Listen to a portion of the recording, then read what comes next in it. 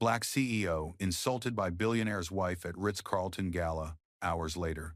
Their $9B empire was gone. Hello everyone. Before we begin today's video, I need your help. We've noticed that the channel is losing traction, and subscribing is one of the best ways you can help us. It's quick, free, and allows us to continue bringing you great content. Your support means everything. Let's keep this channel growing collectively. Where are you watching from? Drop your city or country in the comments below. Thank you very much. Now, let's get back to the story. This card is fake. The words snapped through the Ritz-Carlton ballroom like a chandelier cable, giving way sharp, sudden, impossible to ignore. Dozens of heads turned at once. At the center table, beneath a crown of white roses and silver candelabras, the woman in the red gown, smiling too wide, too bright, jabbed her manicured finger toward the black woman seated beside her. Her laugh rang out, brittle and high, the kind of laughter meant to entertain an entire room. The black woman didn't flinch. She sat still in her sunset orange gown, posture fluid, eyes steady, hands resting lightly on the blue velvet box in front of her. She looked like a portrait untouched by chaos. But around her the room was already shifting, forks paused midair. Champagne flutes stopped halfway to lips. Conversations collapsed into a single stunned silence. A waiter in a crisp tuxedo stepped closer, the ballroom lights catching the silver streaks in his hair. He cleared his throat with exaggerated authority. "Ma'am," he held up her card between two fingers, as if afraid it might stain him. "This is certainly unusual. I'll need to verify it." A low wave of whispers rippled through the room. Across the table, the billionaire's husband, face stiff, collar tight, watched with a mix of discomfort and curiosity, like a man who knew he should intervene but enjoyed the spectacle too much to move. The woman in red leaned back, triumphant. "I told you," she said loudly, making sure every camera nearby heard her. "People like her always try to sneak into events like this." Someone at the next table laughed. Another coughed to hide one. Several phones lifted in unison, lenses gleaming like tiny predators ready to feed. The black woman finally lifted her gaze to the waiter. Her voice came soft, smooth, precise. "It's not the card you should be worried about." The waiter blinked, thrown off. "And what should I be worried about, ma'am?" Her eyes moved to the billionaire's wife, the one still smirking, still pointing. "Who it belongs to." The smirk faltered. Before the tension could snap, the narrator's voice slid in, calm, cinematic, deliberate. "Before we continue, where are you watching from? Drop your city or country in the comments below. And if you believe in dignity and justice, hit like and subscribe. These stories spark change, and we're glad you're here." Now, back to her. The ballroom seemed to dim around the woman in orange as she rose slowly from her chair. No rush, no panic, just intention. The waiter still held the card awkwardly between his fingers. The billionaire's wife still forced that uncomfortable grin. The husband looked between them, sweat beginning to gather at his temples. The black woman stepped closer to the table, her earrings catching the warm chandelier light like sparks in the dark. Then she said the sentence that made the entire room inhale at once. A sentence so quiet it felt like a blade drawn in slow motion. "The card isn't fake," she said. "It owns you." Chairs creaked. Someone dropped a spoon. And suddenly the ballroom, once bursting with laughter and orchestral charm, felt colder than marble. No one knew then, but in a few hours, the empire behind that red-gowned woman would no longer exist. And this moment, captured in dozens of cameras, would be the first crack in its foundation. The silence didn't fade. It thickened. A ballroom that had been glowing with luxury seconds earlier now felt as if someone had turned the temperature down by 10 degrees. The chandeliers still burned bright above the tables, but their warmth no longer reached the floor. Every face, every diamond, every carefully ironed tuxedo seemed suspended in a strange, heavy pause. The waiter was the first to move. He lowered the card slowly, as if afraid of what it meant now that the woman had spoken. His confidence, so loud a moment earlier, collapsed into uncertainty. "Ma'am, I'll double-check with management," he murmured, but the words trembled on their way out. Across the table, the billionaire's wife blinked rapidly, the smile on her face cracking like porcelain that had finally reached its breaking point. Excuse me?" she stuttered. The black woman didn't answer. She didn't need to. She simply returned to her seat, her movements so smooth they felt choreographed, like the ballroom itself revolved around her quiet gravity. And that was when the whispers began. A woman in a gold gown leaned toward her date. Who talks like that, unless they actually mean it? A man 3 tables behind whispered, I thought she was someone's assistant. Someone else murmured, no assistant sits at the front table. The billionaire's wife straightened in her chair, regaining her voice the way a performer returns to character after forgetting a line. That was adorable, she said loudly, waving her hand in a flourish meant for an audience. Really? Cute. But you can't just scare your way into being important.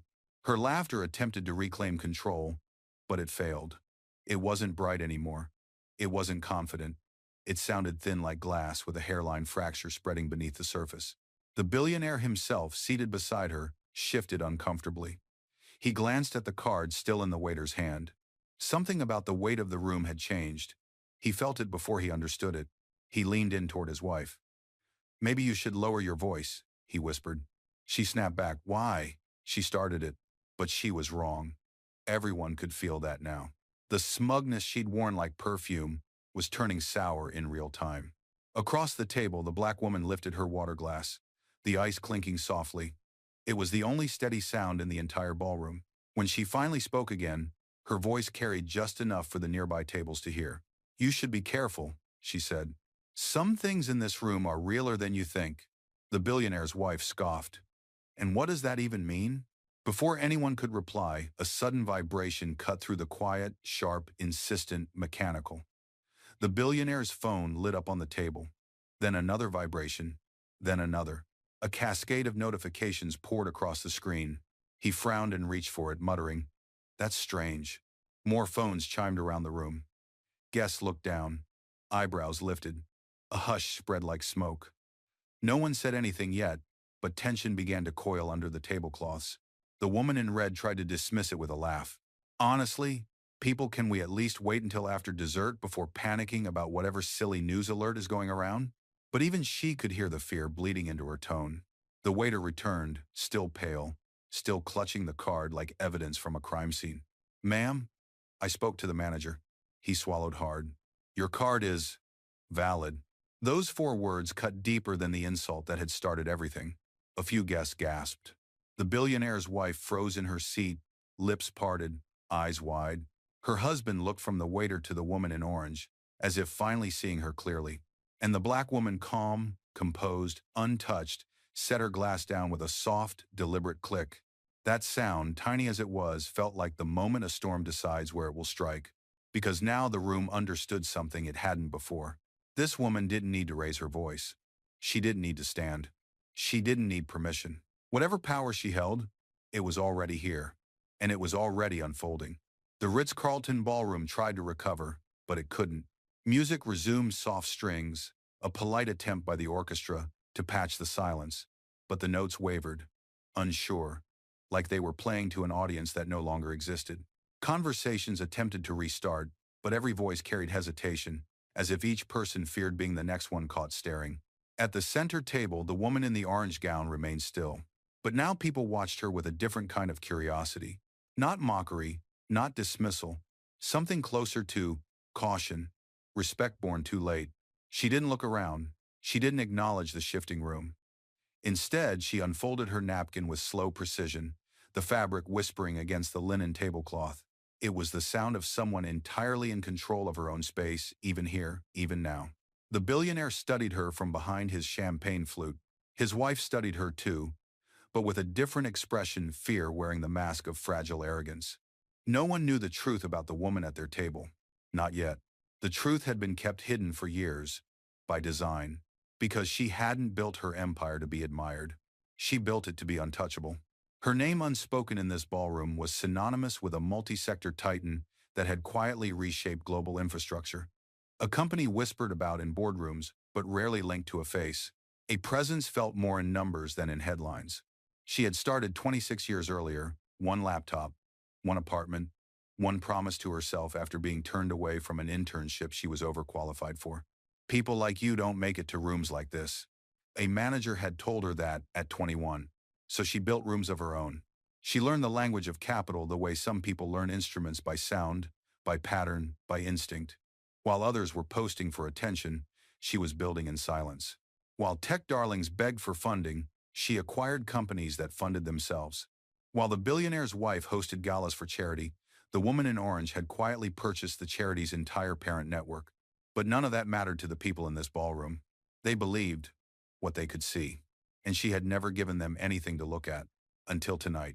A waiter approached with a tray, hands slightly trembling. "Sparkling water, ma'am?" he asked. She nodded once. Just once. Enough for him to breathe again. Across the table, the billionaire tried to reassert control. He cleared his throat, lifted his chin, forced a smile that didn't quite reach his eyes. "Well," he said awkwardly, "this is all just a bit of confusion, isn't it?" His wife chimed in too quickly. "Exactly. Misunderstanding. These things happen." But their voices sounded wrong, too sharp around the edges, too eager, too frightened. And the room could feel it. The woman in orange finally raised her gaze. Her eyes were calm, but calm in the way deep water is calm, quiet on the surface, unknowable beneath. "It wasn't a misunderstanding," she said. The billionaire's wife froze. "It was a habit," the woman continued, her tone even. "A habit of assuming who belongs and who doesn't." The wife opened her mouth, but the words tangled before they could escape. A few tables away, someone whispered, "She's right." Someone else murmured, "I think she's someone." The billionaire shifted again, his facade cracking with each vibration of his phone against the tablecloth. Notifications kept lighting the screen. Missed calls, urgent alerts from executives, messages from board members. He didn't open any of them. He didn't dare. Because deep down, he already knew what was happening. He had been waiting for this collapse for months, maybe years. And now, with one insult, one moment of arrogance, his undoing had a face. The woman in orange wasn't watching him. She was looking at the chandeliers, studying the light, the symmetry, the way the crystals refracted the room in 1,000 tiny fragments. Finally, she spoke again, almost to herself. "Rooms like this," she said softly, "were never built for people like me." Then she turned her eyes back to the table. "That's why I stopped asking to be invited." The billionaire swallowed. Then, "Why are you here tonight?" She let the question settle, let anticipation thicken the air. "To finish something," she said. A chill swept across the ballroom. No one understood what she meant. Not yet. But everyone felt the weight of it. The sense that the night wasn't spiraling. It was unfolding. Precisely. Inevitably. By her design, the billionaire didn't realize he was gripping the stem of his glass too tightly until it gave a small, strained crack under his fingers. He loosened his hand immediately, pretending it hadn't happened, pretending he was still the man who owned the room. But the room was no longer his. Across the table, his wife sat rigid, the red gown that once commanded attention now feeling too loud, too exposed. Her eyes darted from face to face, searching for someone to mirror her indignation, someone to confirm she still had control. No one did. Because everyone here knew the truth she refused to see. A crack in her composure was more shocking than any headline. She leaned closer to her husband, lowering her voice but not low enough. "She's trying to embarrass us," she hissed. "Do something." He didn't answer. Instead, he picked up his vibrating phone finally and stared at the notifications. His jaw tightened, his knuckles whitened. The messages were stacking faster than he could read them. Urgent.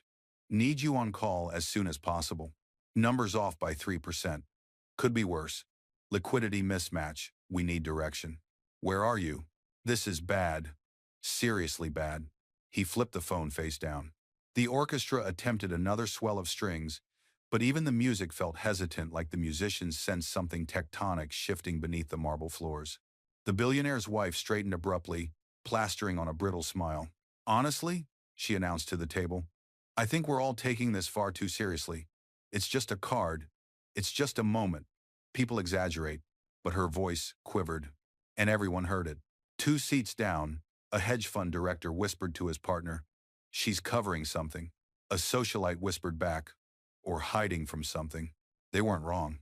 Because beneath the billionaire's polished veneer lay a truth he had protected with everything he had. Their empire, valued at $9 billion on paper, was a hollow monument on the verge of collapse. The woman in orange wasn't the first threat to it. She was simply the first one they could not afford to offend. He stared at her now, really seeing her. The quiet confidence, the calibrated movements, the absence of fear. He recognized her type not socially, but professionally.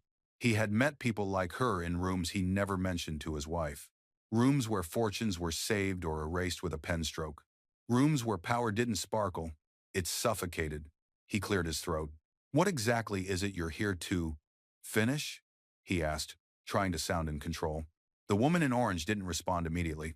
She dabbed the corner of her mouth with her napkin. Movements unhurried, almost elegant. The entire table leaned in without meaning to. Finally, she spoke. "We've been negotiating for months," she said. "Your team, my team, your board, my associates." The billionaire's wife frowned. Negotiating what? Her husband shot her, a sharp look, a warning, but it was too late. The woman in orange rested her hands on the table, palms down. "A $9 billion rescue package," she said. A few gasps. One sharp inhale. The clink of a shaken spoon against porcelain. The wife blinked. "A rescue? What are you talking about? We don't need—" "We do," her husband interrupted quietly. A simple sentence. A devastating one. His wife stared at him, stunned. "You told me?" "I told you what you needed to hear," he said, eyes fixed on the tablecloth. The silence that followed was deeper than any before. Not shocked silence. Not awkward silence. This was collapse. The woman in orange observed them with a steady, unreadable expression, neither pity nor satisfaction, just recognition. She'd seen this unraveling before, in dozens of other families who mistook status for immunity. "You were supposed to sign tonight," she said softly. He swallowed. "Yes. And now?" she asked. He didn't answer. But he didn't need to. The shame in his eyes said everything. His wife, suddenly realizing she had been laughing at the person who held their last lifeline, felt her throat tighten. Her voice shrank to almost nothing. You were going to save us?" The woman in orange didn't blink. "I was," she said. A single word. Past tense. Final. The chandelier light above them flickered, not enough for anyone to panic, but enough for everyone to feel the shift. Everything had changed. And none of them knew the half of it yet. The billionaire's wife sat frozen, fingers curled around the edge of the tablecloth as if the fabric could anchor her to the life she thought she possessed. The chandelier light shimmered across her stunned expression, turning her disbelief into something sharp, fragile, and painfully visible. "You were going to save us." Her voice was barely a breath now, a far cry from the mocking tone she had used only minutes earlier. But the woman in orange didn't respond, not out of cruelty, but because the moment no longer required her words. The decision had already been made. A soft vibration trembled against the silk inside her clutch. She reached for it slowly, the gesture smooth, unhurried, as if she were merely checking the time. But the billionaire saw the movement and straightened in his chair, instinctively sensing danger. His fear arrived before his understanding did. That was always the difference between the powerful and the truly powerful. She glanced at her phone screen, her thumb gliding once across the glass. A single unread message from her chief financial officer lit up, ready for confirmation. The billionaire swallowed hard. "Wait, please, before you do anything," but she had already lifted her gaze. And when she looked at him, the ballroom seemed to contract around them, pulling every sound into a hush. "You were right about one thing," she said softly. "Rooms like this were not built for me." Her eyes didn't hold anger, just clarity. The kind that ends eras. "But now," she added, "the structure is mine to decide." His breath caught, and then the trigger dropped. She typed two words. Two words that would ripple through markets, boardrooms, and headlines before the dessert course even reached the tables. "Pull everything." She hit send. The phone chimed a bright, delicate sound that felt out of place in a room suddenly running out of air. Across the city, thousands of miles of fiber optic cables carried her instruction like a silent lightning strike. Freeze the capital. Withdraw the credit lines. Cancel the acquisition. Activate the contingency. Lock the assets. It happened in seconds. Not with explosions, not with alarms, but with the quiet efficiency of a system built to obey her alone. A ripple crossed the billionaire's face, not shock, not even horror. Something deeper. Recognition. He had felt the ground shift beneath him months ago. Tonight, it finally gave way. His wife leaned toward him, voice cracking. "What does pull everything mean? Tell me. Tell me right now." He didn't answer. Couldn't answer. The language of collapse had no words gentle enough for this moment. Phones lit up around the room, screens glowing like tiny storm warnings. Guests stiffened in their chairs, murmuring nervously. A man at a nearby table cursed under his breath as he read an alert from a financial news app. "Something's happening to Fairchild Holdings," he muttered. Another guest leaned in. "Isn't that their company?" The billionaire closed his eyes, Too late, they knew. The woman in orange placed her phone on the table, the screen now dark, her expression as composed as if she had merely adjusted her napkin.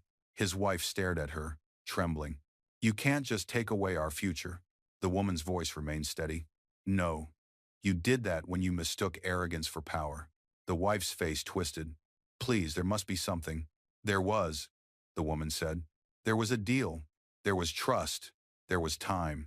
She leaned back in her chair, elegance undisturbed. But all of that ended the moment you decided I didn't belong.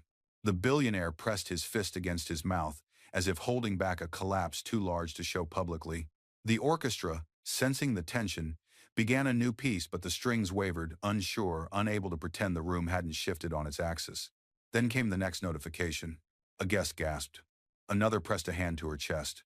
A man whispered, "Their stock just dropped 12% in 5 minutes." The billionaire's wife turned pale. The woman in orange stayed silent. The collapse didn't arrive like thunder. It arrived like a pattern, clean, precise, and perfectly timed. The billionaire's phone vibrated again. And again. Each alert struck the table with a soft buzz, but the weight behind those little sounds was catastrophic. He finally picked it up. His face drained. Margin call, immediate action required. Primary credit facilities, frozen. Acquisition partner, withdrawn. Market confidence, dropping. Status, critical. He reread the messages as if hoping they would rearrange themselves into mercy.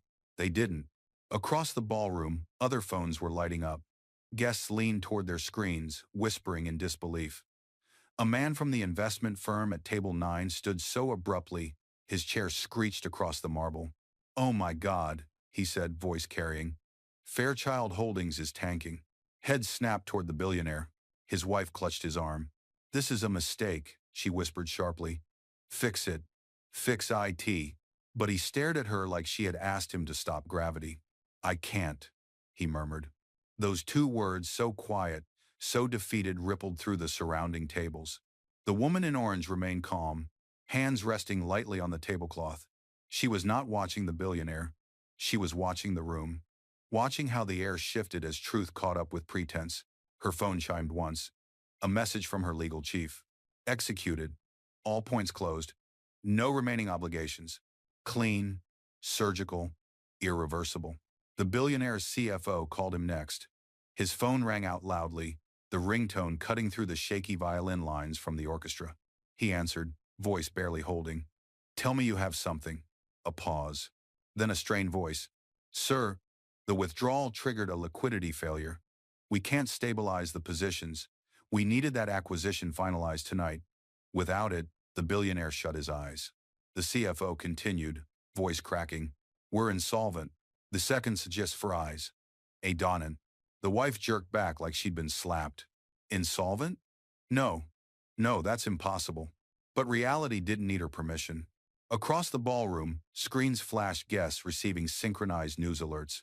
Breaking. Fairchild Holdings faces sudden collapse. After major investor withdrawal, someone gasped loudly. A woman in a sequin gown whispered, "That's them." A man at the end of the table murmured, "They're finished."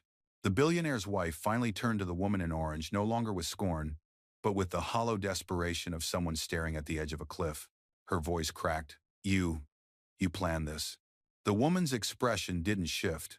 "I plan to rescue," she said calmly. "Your behavior created the alternative." The wife shook her head wildly. "You can't destroy people over a misunderstanding." The woman didn't raise her voice. "That's the thing," she replied. "This wasn't a misunderstanding. It was a pattern. One you've repeated your whole life without consequence." Her gaze deepened, not angry, not triumphant, simply undeniable. "And tonight," she said, "the consequence arrived." The billionaire leaned forward, elbows on the table, hands over his face. He wasn't crying, but he had the posture of a man realizing he just watched his own empire disintegrate in real time. Meanwhile, servers moved cautiously between tables, unsure whether to continue service or retreat. One of them paused near the woman in orange. Uncertain, she nodded once, signaling he could proceed. Power didn't require chaos. It required control. Her calm steadied the room, even as the Fairchild empire burned outside these chandeliers. Another alert vibrated across multiple phones at once, this one harsher, more final. Trading halted Fairchild Holdings. The wife let out a small, broken sound. "This can't be happening," she whispered. "This can't be real." But the woman in orange finally turned her full gaze on her. Every word a scalpel. "Reality," she said, "is what remains when entitlement disappears." And at that table, under the bright crystal light, there was nothing left of the life the billionaire's wife had known. Nothing but the wreckage of her own arrogance. And the woman she had tried to humiliate, sitting perfectly still, as the world corrected itself around her. The ballroom had turned into a fault line, one that everyone could feel but no one knew how to cross. Guests who had arrived confident and sparkling now sat stiff in their chairs, staring at the glowing storm inside their phones. The screens flashed in a syncopated rhythm, like a chorus of alarms no one could silence. A man in a charcoal tuxedo stood up abruptly. 15%, he muttered. "It's down 15% in under 20 minutes. His partner whispered back. "Is that even possible?" "It is," he said grimly. "When someone with real power pulls the plug." A ripple of fear moved through the tables. The orchestra tried to maintain composure, but the cello faltered. The violinist's bow trembled, and the conductor's hand froze in midair. He lowered it slowly, signaling the musicians to stop. Silence filled the space their music used to hold. At the center table, the billionaire's wife stared unblinking at her husband. "This is your fault," she hissed. But even she didn't believe it. Not anymore. He didn't lift his head. He didn't speak. He simply stared at the carpet patterned blue and gold, like it might somehow hold the answer to a crisis he'd spent years pretending didn't exist. Across the room, powerful men and women, people accustomed to steering ships, dictating markets, bending circumstances, were refreshing stock charts with frantic taps, watching red lines plunge, watching a dynasty crumble in real time. A senator approached their table, voice low. "Is it true? Your liquidity lines, your credit facilities, is any of it still active?" The billionaire didn't respond, but the woman in orange did. "No," she said simply. The senator stepped back, throat tight. "God help you." But for once in this room, divine mercy wasn't the currency that mattered. Another alert flashed across a guest's phone. Breaking. Fairchild Holdings faces full collapse, major investors exit. A socialite gasped. Another clutched her pearls dramatically, whispering, "This will ruin half the old money families in the city." And she wasn't exaggerating. The Fairchild empire had its branches in every fundraiser, every hedge fund, every political circle within reach of the Ritz-Carlton's gilded walls. Their collapse wasn't a single event. It was a domino line that stretched across the skyline. The billionaire's wife finally found her voice again, but now it was thin, barely there. "You have to stop this," she pleaded softly to the woman in orange. "You've proven your point. Just stop it." But the woman didn't move. Power didn't need to. Its momentum was already in motion. "I didn't start this," she said quietly. "I'm only removing what never should have stood." The wife blinked, bewildered. "What does that even mean?" The woman's gaze settled on her, steady, precise. "It means arrogance built this empire," she said. "And arrogance just destroyed it." Another wave of alerts vibrated through the room. One phrase repeated across multiple screens. "Banks initiate emergency review, Fairchild accounts frozen." That was the moment the billionaire flinched, his shoulders collapsing inward as if something heavy had finally landed on him. But the woman in orange stayed perfectly still, her calm an undeniable contrast to the panic swallowing the room. Because now the fallout was no longer theoretical. It was happening. In public. In front of the city's wealthiest witnesses, and the night was far from finished. The collapse outside the ballroom was loud on every phone screen, but inside, the silence was louder. The billionaire finally lifted his head, not with defiance, not with anger, with resignation. He looked across the table at the woman in orange, as if seeing her for the first time, not the way he had been taught to see her, not the way his wife insisted on seeing her, but the way a man sees the tide he cannot stop. His wife, still trembling, tried to salvage what little dignity she had left. "You," she whispered, voice cracking. "Who are you?" The woman in orange didn't answer at first. She reached for her glass, the stem catching the chandelier's cold light. She took a single measured sip, then set the glass down with a soft click, a sound cleaner and more final than any announcement. When she finally spoke, her voice was level, warm enough to be human, sharp enough to divide the room. "You've spent the night asking who I am," she said. But you were never asking the right question. The billionaire's wife frowned, confused. What question is that? In life tap to do. In lost to vagger. The woman leaned forward just slightly, elegance sharpened into precision. Who you insulted? A hush swept the table. She continued, her tone steady. For months, your company has been negotiating an acquisition. Your lawyers, your board, your strategists, they sent daily updates, weekly projections, urgent requests. The billionaire swallowed, throat tight. Yes, he said quietly. We were told the final signature would come tonight. It would have, she replied, if tonight had gone differently. A murmur moved through the nearby tables. Curiosity, dread, fascination bleeding together. The billionaire's wife shook her head, still not comprehending. You're not saying. The woman in orange opened her clutch, lifted a single black card, sleek, matte, unmistakably elite, and placed it on the table between them. The billionaire inhaled sharply. His wife froze. Your acquisition partner, the woman said, was not a committee, not a firm, not a group of silent investors. She tapped the card once, gently. It was me. A low gasp rippled outward through the ballroom, spreading like shockwaves. Even the staff paused mid-step. The billionaire's wife stared at the card as if it were radioactive. You're the one who was saving us? No, the woman corrected softly. I was the one who could have. The bitterness of past tense settled like frost. The billionaire closed his eyes, jaw trembling. All this time, every email, every negotiation, it was you? She nodded once. My team speaks for me. My silence speaks louder. The wife's voice splintered. We didn't know how were we supposed to. That, the woman said, was the mistake. Her gaze locked onto each of them, unblinking. You assumed the person worth $9 billion would look like you, speak like you, move like you. The wife's lips parted, but no words emerged. The woman in orange rose slowly from her chair. No dramatic gesture, no anger, just the quiet certainty of someone who no longer needed to remain seated. And tonight, she said, you learned who truly belonged in this room. The chandelier flickered overhead, not from power loss, but from the shift in the room's gravity. For the first time all evening, every person in the ballroom turned toward her, not to mock, but to witness. By the time she stepped away from the table, the collapse had already escaped the confines of the ballroom. Outside the hotel, news vans were assembling. Financial networks were flashing red banners. Analysts were scrambling to understand how a $9 billion dynasty had fallen in less than an hour. Inside, the guest parted as she walked past. Not out of fear, but out of recognition. Power did not shout. It rearranged the air around it. A server opened the side door for her with a trembling hand. She gave him a small nod, gentle, human, before stepping into the quiet corridor lined with gold-framed mirrors. Her reflection moved between them like a measured flame, steady and unbothered. Behind her, the ballroom erupted again, panic, phones ringing, chairs scraping. The billionaire was surrounded by advisors trying to salvage something, anything from the ashes. His wife, once the loudest voice in the room, now whispered apologies into her trembling hands.